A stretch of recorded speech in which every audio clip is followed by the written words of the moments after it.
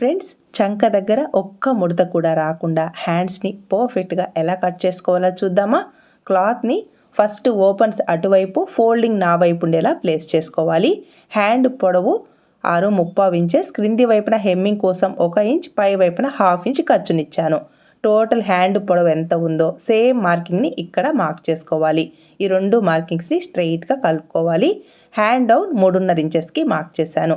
Hand loose 5.35 inches, ఖర్చు కోసం 2 inches ఎక్స్ట్రాగా మార్క్ చేసుకున్నాను. ఇలా కరెక్ట్గా హ్యాండ్ డౌన్ని మార్క్ చేసుకున్నాము అంటే చాలా నీట్గా ఫిట్టింగ్ వస్తుంది. షోల్డర్ దగ్గర 2 ఇంచెస్కి మార్క్ చేసుకొని ఇక్కడ బాడీ ఫిట్టింగ్ పాయింట్ 7.35 ఇంచెస్ అంటే ఆర్మ్ హోల్ లూజ్ అనమాట.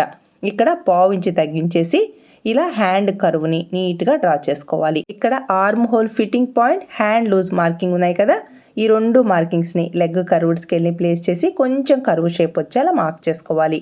మార్క్ చేసుకున్న విధంగా హ్యాండ్స్ పార్ట్ని కట్ చేసుకోవాలి. హ్యాండ్కి ఇలా కరువుని ఎంత పర్ఫెక్ట్గా మార్కింగ్ చేసామో లోతు కూడా చాలా నీట్గా తీసుకోవాలి. అప్పుడే చంక దగ్గర ఒక్క ముడత కూడా రాదు. ఇక్కడ చిన్న సైజ్ బ్లౌజ్కి 1/2 ఇంచ్కి లోతుని మార్క్ చేసుకోవాలి.